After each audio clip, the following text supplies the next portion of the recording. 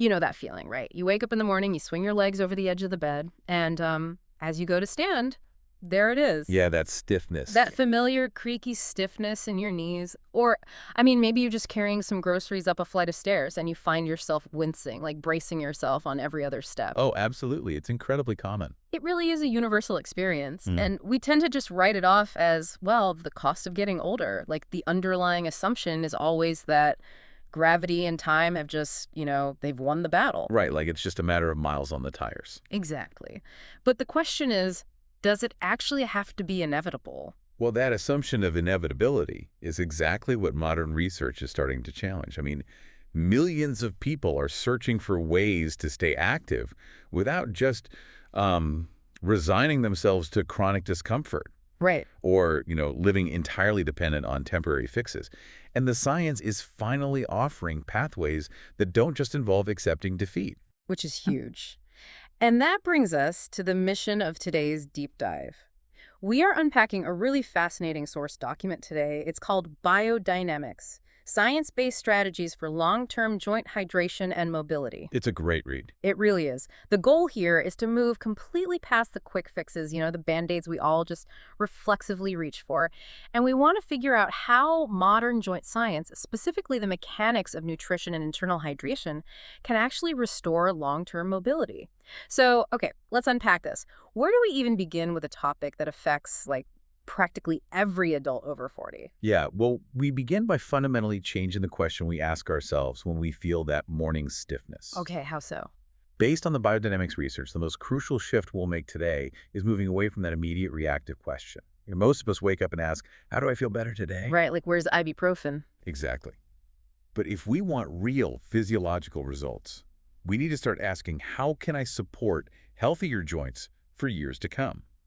It requires a complete pivot from a reactive mindset, chasing the pain, basically, to a proactive one. It's the difference between, putting out fires and actually fireproofing the house. That's a perfect way to put it. And I want to say right up front to you listening, whether you are, say, an active athlete trying to keep your edge, or you're just someone who wants to be able to get down on the floor and play with your grandkids without doing that mental math of how much it's going to hurt to stand back up, this deep dive is going to fundamentally change how you think about your body's biomechanics. Definitely. And to make that mental shift, we really have to stop looking at the joint as a simple, inert door hinge. Right. It's not just hardware. No, not at all. We have to start understanding it as a highly complex living ecosystem.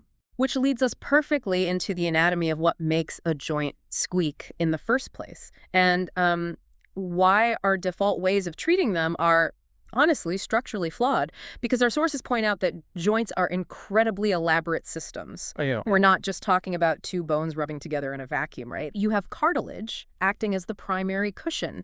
You've got synovial fluid acting as the lubricant. Right, the fluid is key. Yeah, and then there are ligaments and tendons acting like tension cables to stabilize the whole operation, plus muscles acting as the primary shock absorbers and connective tissues providing the elasticity. It is a marvel of biological engineering, really, when all those components are communicating and working in harmony. Right. But as we age, that ecosystem undergoes some pretty significant changes. Right. You have daily mechanical wear and tear, obviously. You might have a reduction in physical activity, which that impacts blood flow. But most crucially, the sources highlight a declining production of specific chemical compounds inside the joints themselves. And the result of that chemical decline is what you actually feel physically, right? Like joints feeling stiff after sitting or losing that full range of motion. Exactly. And the recovery window after a long walk or a workout, it stretches from hours into days. Yeah. And this is where we fall into what the document calls the symptom-focused trap. Because when that stiffness hits, the immediate reaction is almost universal. Oh, for sure. We grab the heating pad, we strap a bag of frozen peas to our knee, we book a massage, pull on one of those tight copper compression sleeves, pop an over-the-counter pain reliever, and just, sit on the couch to rest. Which is completely understandable. Pain is an alarm bell, and our biological imperative is to silence the alarm. But silencing the alarm doesn't put out the fire. It reminds me of a smoke detector going off in the kitchen, and instead of taking the burning pan off the stove, you just take the batteries out of the detector. That's exactly what it's like. The noise stops, which feels like a relief, but the kitchen is still filling with smoke. But let me push back on this for a second, though. Because rest and ice, they genuinely reduce swelling. They do. They feel great in the moment when your knee is actively throbbing.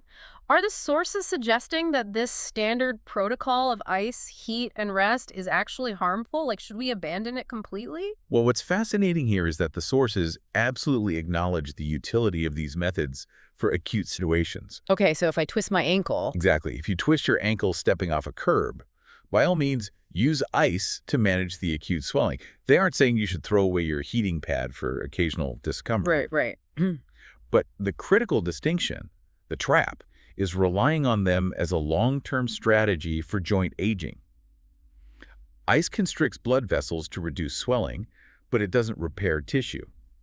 Heat brings blood flow to the muscles, but it doesn't rebuild cartilage. Oh, okay. They are only managing the symptoms of the degradation, not the root cause. So they are essentially just turning down the volume knob on the pain receptors. Effectively, yes. I mean, a compression sleeve might give your brain a sense of proprioceptive stability today, making the knee feel secure, but it's doing absolutely zero work to maintain your healthy cartilage. Or improve your internal joint lubrication for tomorrow. Right.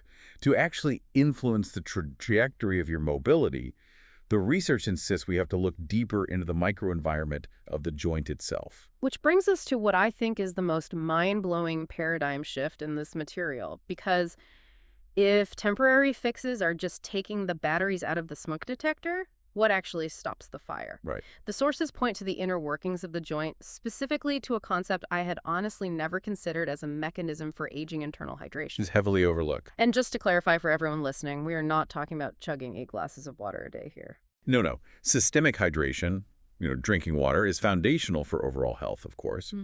But internal joint hydration is a very specific, localized physiological mechanism. It's about maintaining a highly specialized fluid environment inside the closed capsule of the joint. Here's where it gets really interesting. Because healthy joints contain a substance called synovial fluid. The sources describe it as this thick, viscous, slippery liquid. Yeah, its job is to reduce friction, cushion the mechanical movement, protect the cartilage, and distribute vital nutrients. So if we think about a car engine, this isn't the fuel, this is the heavy-duty engine oil. The engine oil comparison is incredibly apt, because if engine oil loses its viscosity, if it gets too thin or dries up, what happens? The metal pistons start grinding against each other. Start creating heat and physical damage. Exactly. And inside your body, that synovial fluid is the only thing standing between smooth, silent movement and literal bone-on-bone friction. But wait, let me interrupt, because this challenge is a very common narrative.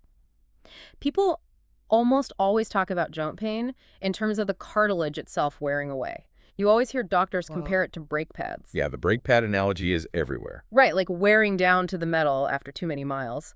But this source heavily emphasizes the fluid. Is the dryness of the joint actually the root cause of the wear and tear on the cartilage? This raises such an important question, and it really gets to the heart of why joint science is evolving. Yeah. We have to look at why the cartilage is breaking down in the first place. Okay. Cartilage is unique because it is avascular. Meaning no blood vessels. Exactly.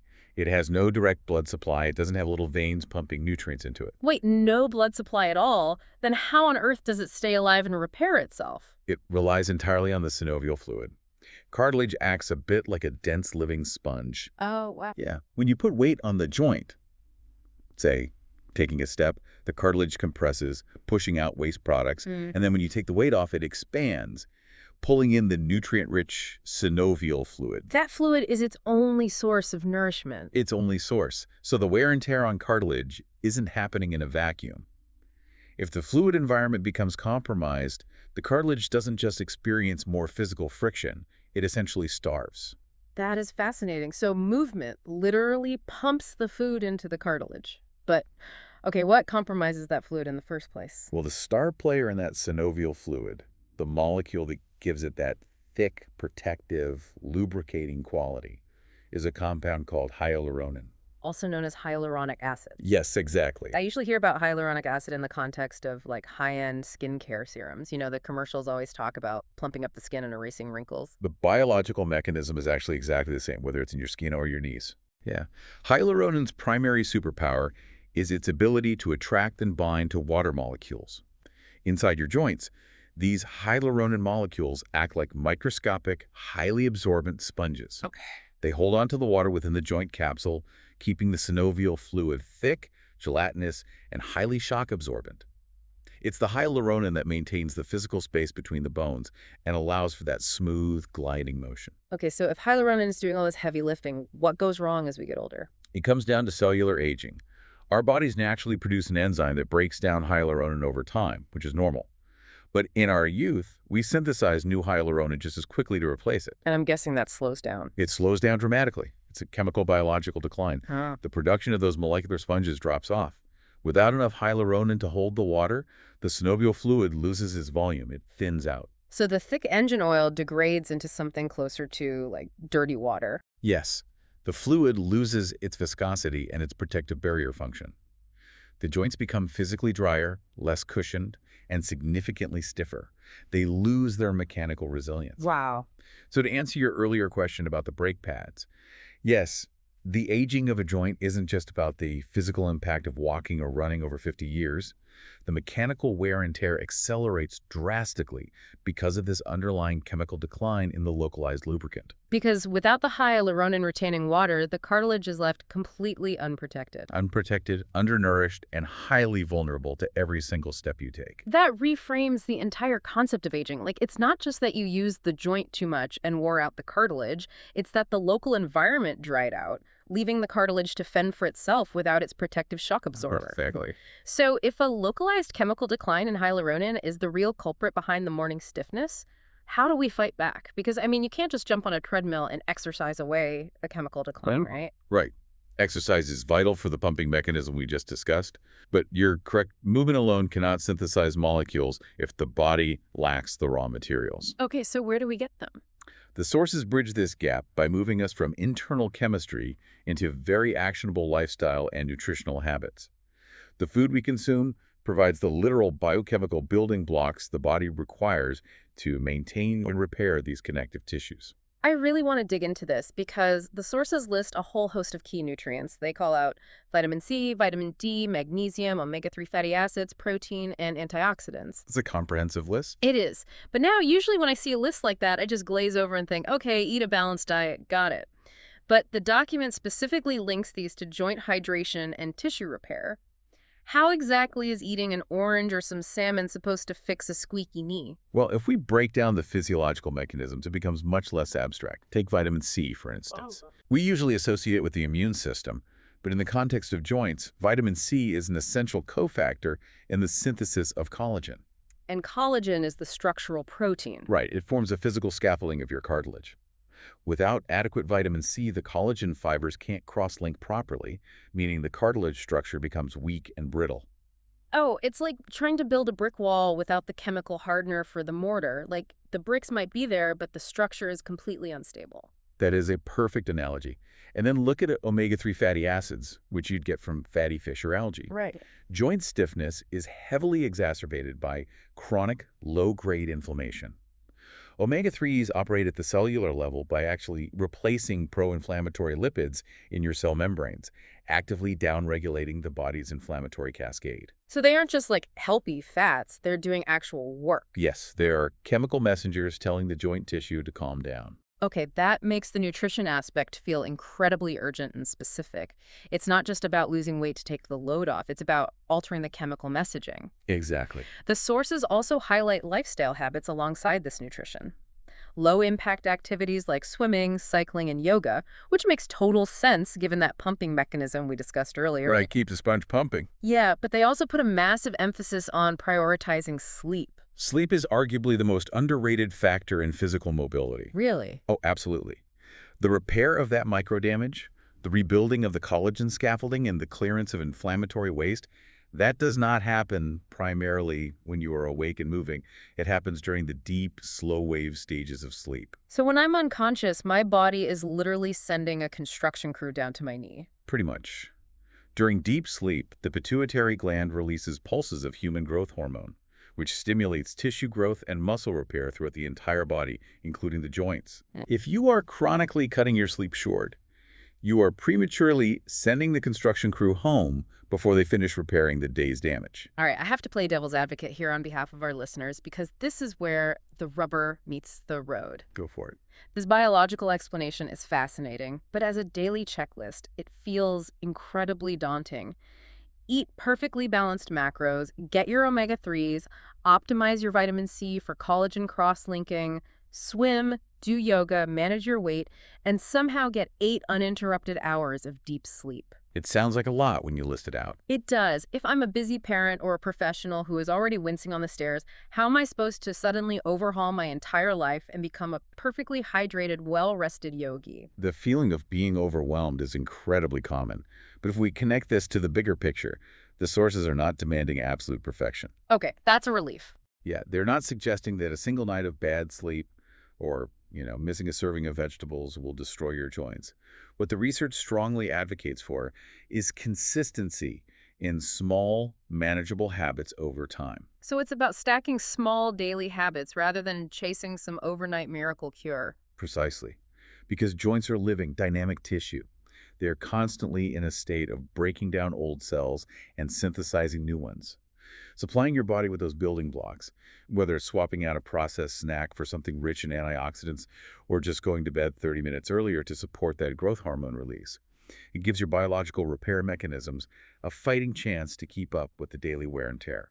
That frames it in a much more forgiving way. It's about tilting the biological odds in your favor. But that brings up a really critical challenge highlighted in the source document, because even if someone manages to eat an incredibly clean diet, prioritize sleep, and practice low-impact movement, the age-related decline in the enzyme that produces hyaluronan, that chemical drying out of the synovial fluid, is still a biological reality of human aging, right? Yes, it is a fundamental reality. You can optimize your environment to slow the degradation, but you cannot entirely out-eat or out-sleep the passage of time and its effect on hyaluronan synthesis. So what does this all mean for the listener who is doing everything right but still feeling that stiffness? Well, this leads us directly to how targeted supplementation fits into the broader strategy, and specifically the approach taken by BIODYNAMIX. Right, because the document spends significant time detailing a dietary supplement called BIODYNAMIX Joint Genesis. It does. It notes that it's doctor-developed, relying on research from leading U.S. institutions. But, and here's the thing, there are a million joint pills in the pharmacy aisle. Oh, endless aisles of them. Usually it's just endless rows of glucosamine and chondroitin. What makes this one different? The formulation philosophy here represents a pretty significant pivot from the traditional supplement market. Most conventional joint supplements are designed to provide the raw materials for cartilage, hence the glucosamine. Right. They are attempting to address the result of the degradation by supplying more bricks for the wall. But the wall is already crumbling. Exactly. The biodynamics approach, according to the sources, shifts the focus away from the cartilage itself and targets the surrounding environment, the synovial fluid. By specifically targeting the hyaluronan levels. Yes. The entire premise is based on addressing that age-related decline. The biological mechanism of the supplement is to supply the specific molecular precursors and supporting compounds that encourage the retention of water within the joint capsule. Okay, I see. If you can support the internal levels of hyaluronan, you actively support the joint's ability to maintain thick, lubricating synovial fluid. To bring back our earlier analogy, it's focusing entirely on maintaining the viscosity of the engine oil, rather than just throwing more metal at the grinding pistons. It's addressing the root environment. That is the exact underlying scientific rationale. By fostering a hydrated, lubricated internal environment, you theoretically protect the existing cartilage from further accelerated wear and tear. Makes total sense. However, it is vital to emphasize what the sources explicitly state. This approach is not. Oh, right. BIODYNAMIX Joint Genesis is not an analgesic. It is not a pharmaceutical pain medication designed to numb your nervous system so you can ignore an injury and go run a marathon today. It's not taking the batteries out of the smoke detector. Exactly. It's meant to act as a nutritional bridge. It's formulated for adults over 40, people noticing that creeping occasional stiffness, or those who are just proactively wanting to maintain their flexibility. So it's part of the ecosystem approach. Yes. The sources present it as a tool designed to complement, not replace, the physiological habits we just spent time unpacking. The movement pumps the fluid, The sleep repairs the tissue, the nutrition provides the baseline building blocks, and the targeted supplementation bridges the gap caused by the natural age-related drop in hyaluronan. Got it. And as always, the document wisely notes that individuals should consult a physician before introducing a new regimen, but the overarching concept is deep, holistic support. It's treating the joint like the complex ecosystem it is, rather than an isolated hinge. Man, this has been an incredibly eye-opening journey through this material, and it really upends a lot of the conventional wisdom we just blindly accept about getting older. It really does. Just to quickly recap the terrain we've covered for everyone listening, we started by rejecting the trap of temporary band-aids, the ice packs and pain relievers that simply mask the alarm bells without addressing the structural integrity of the joint. Right, and from there, we zoomed in on the microscopic level to explore the critical role of synovial fluid. Especially how the molecule hyaluronan acts as an internal sponge. Exactly. We established that the drying out of this fluid is a primary driver of the wear and tear we traditionally blame on just time and gravity alone. Yeah, and then we decoded the actual biological mechanisms behind all that lifestyle advice, why vitamin C is mandatory for collagen scaffolding, how omega-3s intercept inflammatory signals, and why deep sleep is the literal construction site for joint repair. And finally, we unpacked how the biodynamics philosophy attempts to bridge that age-related hyaluronan gap by nutritionally targeting internal joint hydration rather than just focusing on the cartilage. So what's the big takeaway for our listener? I think the most profound takeaway here is that preserving true mobility requires abandoning the quick fix mentality. The ultimate goal isn't just surviving today's stiffness. Right. It's understanding the biology of your joints well enough to empower your body, structurally and nutritionally, to support an active, competent lifestyle for decades to come. I completely agree. And I want to leave you, the listener, with a final thought to chew on as we wrap this up. We've talked extensively today about how joints degrade over time and how to biologically combat that. But consider this. Human joints evolved over millions of years to navigate uneven terrain. Oh, that's a great point. Soft dirt, varied elevations, unpredictable landscapes that force the joint to articulate in thousands of micro-directions, constantly pumping that synovial fluid. Right, keeping the sponge active. Exactly. But today, we walk on perfectly flat, unforgiving concrete sidewalks. We wear shoes with thick, restrictive soles. We sit in rigid office chairs for 8 hours at a time.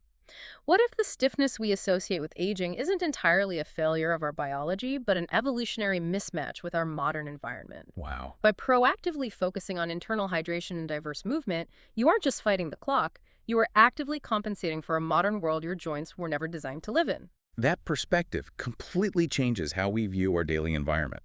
It really highlights why proactive maintenance is more critical now than ever in human history. It really does. Next time you swing your legs out of bed and your feet hit that perfectly flat, hard floor, just remember, you actually have the tools to protect the ecosystem inside your knees.